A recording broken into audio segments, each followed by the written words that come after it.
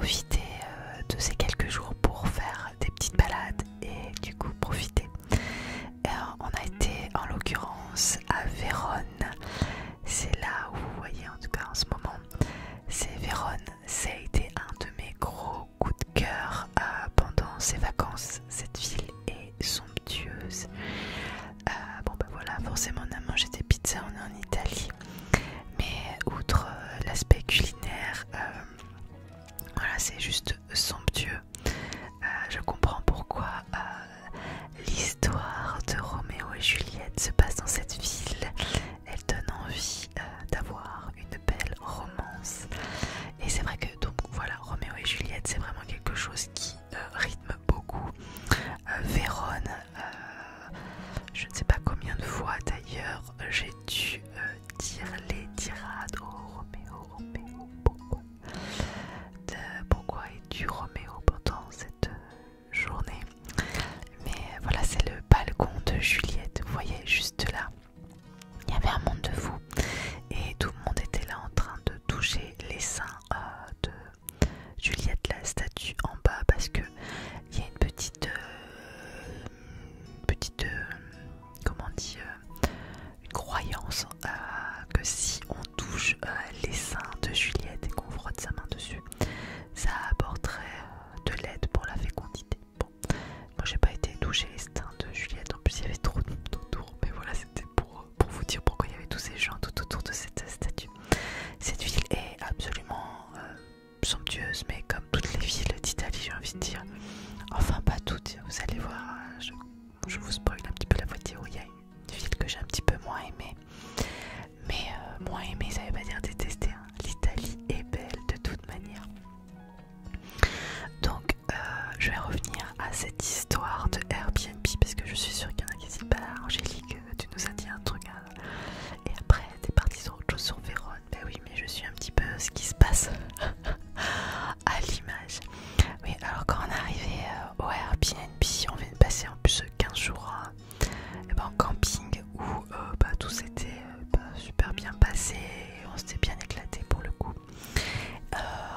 Même s'il y avait des défauts au camping, j'en garde un bon souvenir, on a passé un bon séjour. Bref, on arrive au Airbnb et c'est la première fois que ça nous arrive de notre vie où on a été déçus. En l'occurrence d'ailleurs, quand on est arrivé sur place, on a été un peu accueillis de façon assez froide par le propriétaire. Et c'est vrai qu'on avait choisi aussi ce lieu, enfin cette réservation, d'une part parce qu'il y avait noté, comment ça s'appelle, lave-linge et sèche-linge. Et quand on vient de passer 15 jours au camping, autant vous dire qu'il y a pas mal de linge sale. Et quand on payait 4 € chaque lessive au camping, je me suis dit bon bah on a fait des lessives au camping, mais je me suis dit on va en faire aussi plein au Airbnb. Quand on est arrivé à 15 h, moi j'en avais plus rien de propre, mais plus rien de propre. On le voit, on monte dans notre chambre, enfin dans notre appartement, et je lui dis ah zut, mais il est où la machine? Donc mon mari envoie un message au propriétaire en lui disant on trouve pas la machine, et il nous dit je vous réponds plus tard. Bon, alors j'ai envie de te dire, on vient de te voir il y a 2 minutes, mais enfin il nous a répondu en toute fin de journée. En fait c'était dans une cabane au bout du jardin, et je lui dis et pour le sèche-linge, parce que pour le coup on ne pouvait même pas attendre que ça sèche parce qu'on n'avait plus rien. Et il nous dit il y a une corde à linge.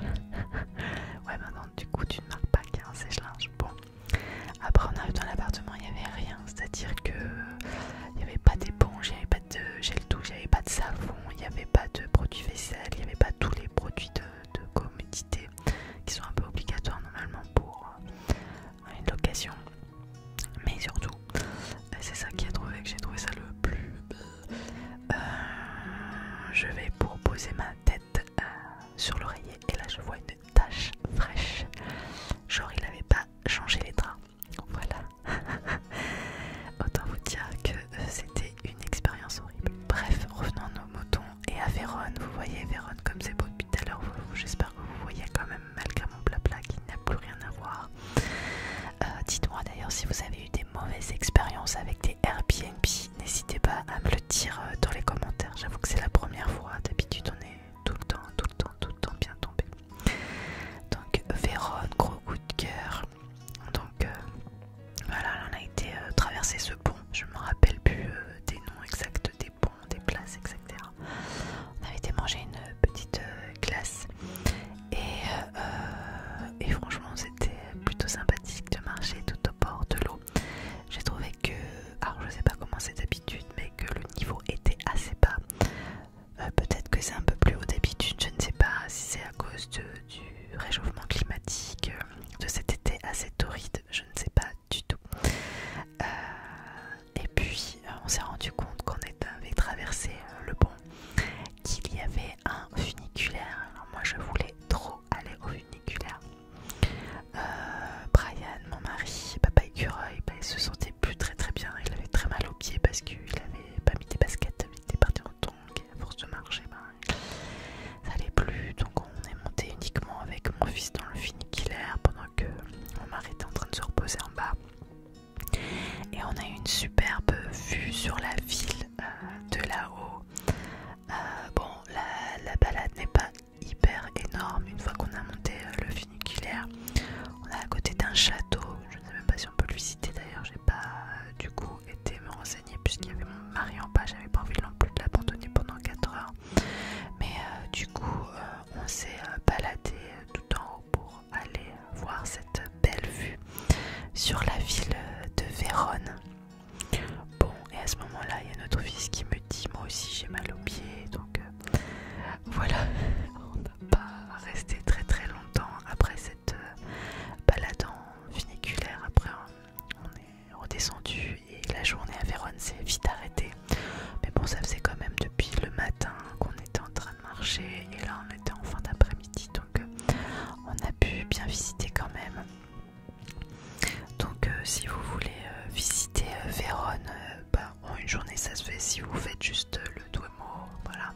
Si vous voulez bien sûr faire les musées, etc.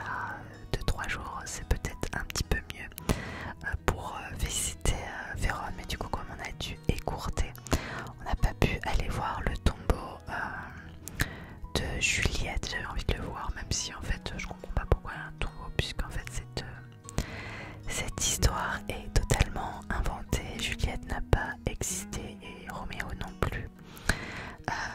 Mais voilà, j'avais envie d'aller voir le tombeau puisqu'il était pas très loin de notre voiture. Mais voilà, j'avais mes 2 hommes qui étaient en train de décéder avec leurs pieds. Donc bon, on est rentré après tranquillement à la maison. Enfin tranquillement, il y avait quand même 1h40 pour retourner jusqu'à notre Airbnb.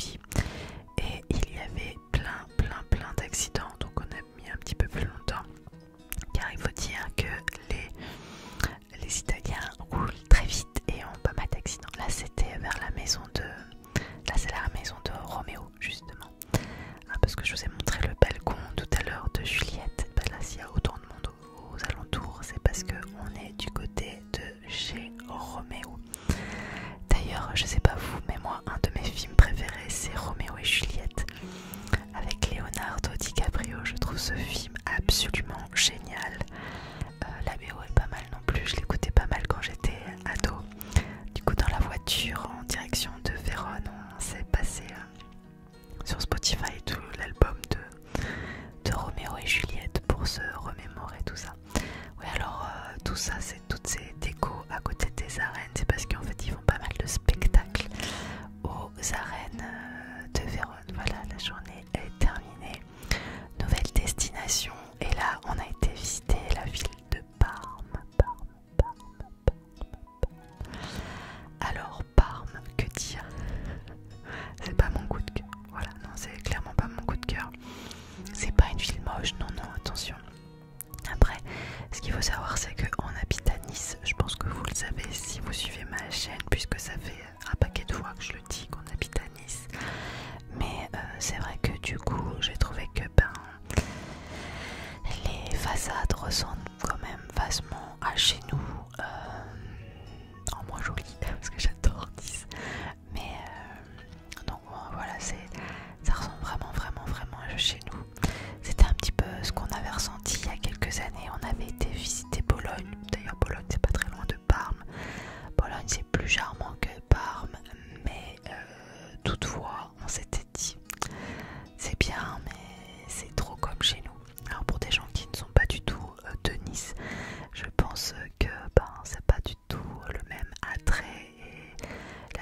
sensation quand vous allez visiter cette ville. Toutefois, il faut savoir que Parme a été élue capitale de la culture italienne en 2020, donc il y a pas mal d'expos ou des choses à voir, mais nous on a été juste une journée, donc on n'a pas fait la tournée des musées. Nous y sommes allés le 15 août, donc c'était un peu pas la galère parce qu'il y avait pas mal de choses fermées. On a mangé une glace, mais alors il y avait genre un glacier ouvert dans toute la ville parce que tout était fermé. Et pour les Italiens, le 15 août c'est vraiment une date très importante qui est très suivie. Et même pour manger, parce que j'avais lu sur internet que Parme c'était pas un peu considéré comme Lyon pour chez nous. Lyon c'est un petit peu la capitale de la gastronomie française, on y mange vraiment très bien. Et bien à Parme c'est la ville où il y a plus de produits déposés et il y a pas mal de choses vraiment très bonnes. Bon il y a bien sûr le jambon de Parme, il y a le parmesan, mais il y a plein d'autres spécialités. Donc du coup c'est vrai qu'on avait envie de goûter quelque chose. Bon finalement il n'y avait pas full de restaurants ouverts, donc ça s'est terminé ce jour-là en pizzeria. Alors là on arrive devant le Duomo de Parme, qui est pour moi un coup de cœur. Je sais pas si vous vous rendez compte à la vidéo, parce que souvent on regarde sur des smartphones avec des écrans très petits, mais pour moi surtout toutes les villes que nous avons faites pendant ces vacances, bien sûr on a vu beaucoup d'édifices religieux, puisque l'Italie est faite comme ça, avec beaucoup d'édifices religieux. Mais ce Duomo est vraiment hallucinant, tellement c'est chargé en œuvres d'art, enfin tout est peint du sol au plafond, c'est vraiment somptueux, vraiment. Enfin, ici il y a quelque chose à voir à Parme, c'est le Duomo. Ça a été vraiment un coup de cœur pour le coup. Donc oui, je vous le disais, c'était le 15 août, donc forcément ils étaient assez déserts. On le voit d'ailleurs à la vidéo, on n'était pas avec foule de monde, et quelque part tant mieux. C'est assez aussi un petit peu tranquille, c'est juste que bon c'est sûr que point de vue alimentation, voilà, c'était, on est allé là où on pouvait. Voilà, et j'ai lu un truc tout à l'heure sur internet. Savez-vous comment on appelle les habitants de Parme? Allez, vous avez 3 secondes.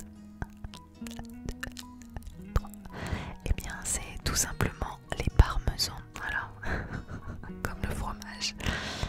Donc si vous habitez Parme un jour, vous serez un petit parmesan. Voilà, cette information ne sert peut-être à rien dans cette vidéo, mais ça m'a fait sourire en tout cas tout à l'heure. Alors j'avais envie de le partager avec vous. Ce jour-là il faisait aussi drôlement chaud. Bon, de toute façon on a tous vécu un été historiquement très chaud, que ce soit en France et bien sûr même en Italie. Vraiment ça a été dur. Autant la veille c'était mes hommes qui en pouvaient plus de marcher à Vérone, autant ce jour-là j'étais assez fatiguée. J'avais mal au dos à force de porter le sac avec les gourdes, et la chaleur était assez écrasante. Du coup j'avais l'impression d'avoir de tension, et c'était assez compliqué pour moi de les suivre. Je marchais, je suivais, mais je n'allais pas du tout à leur vitesse, donc j'avais l'impression de voyager un petit peu toute seule avec papa écureuil et mon fils qui était vraiment à 4 km devant moi. Mais bon voilà, chacun fait à son rythme. Voilà, je sais pas, pareil que Vérone, vous avez vu le cours d'eau, il est assez asséché, mais bon je peux pas vous dire si c'est normal ou si c'est comme ça particulièrement cette année, car c'est la première fois que nous allons à Parme. Alors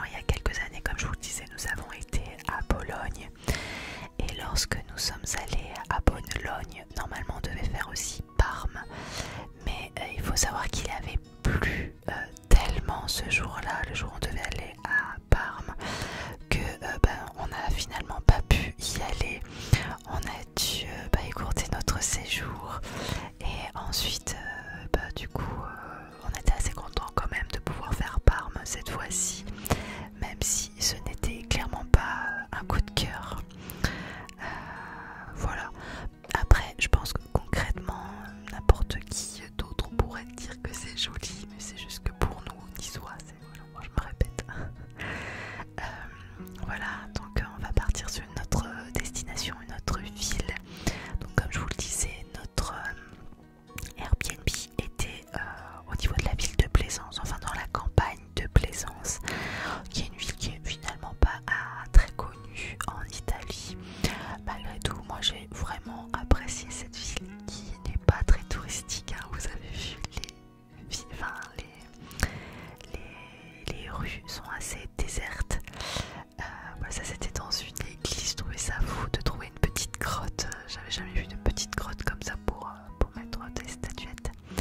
Et voilà, papa écureuil qui prend des photos. Vous l'avez vu quand il fait des petites vidéos, qu'il est passionné de photographie. Voilà. Voilà, j'ai trouvé cette petite ville assez charmante. Alors Plaisance, c'est une ville à peu près de 100 000 habitants. Et voilà, il n'y a pas vraiment grand chose à dire sur cette ville, à part qu'il y a des édifices religieux comme dans toutes les villes d'Italie. Alors là, c'était assez rigolo à l'endroit où vous voyez en vidéo. Donc on était en train de marcher ensuite sous les arcades. Et il y a un monsieur qui est venu nous voir et qui nous a dit mettez-vous d'un côté et moi je viens de l'autre côté. On comprenait pas du tout qu'est-ce qu'il nous disait et il a commencé à parler dans un mur et en fait ça faisait écho de l'autre côté. Bah, on va le voir maintenant en vidéo parce qu'après on s'est amusé à faire ça. C'était marrant, ça résonnait dans la poutre d'en face. C'était assez fou la résonance que cela fait. Donc après avec notre fils, voilà, il y a mon mari qui est en train d'écouter et notre fils qui est en train de parler et voilà, papa écureuil qui est en train d'écouter. Franchement c'était assez fou de voir l'acoustique que cela produisait. Donc on a rigolé un petit quart d'heure comme ça à tester. Alors par rapport aux autres villes d'Italie, comme Plaisance n'est pas une grosse ville touristique, les édifices religieux, les Duomo et compagnie, c'est gratuit. Parce que sinon à chaque fois on devait mettre la main au portefeuille. Et c'est vrai que mine de rien, à la fin des vacances, quand à chaque fois qu'on doit visiter quelque chose, on doit dépenser pour 3 personnes, et bien ça fait un petit budget, mine de rien. Je sais pas du tout si en France, Notre-Dame ou quoi, c'est payant pour aller visiter.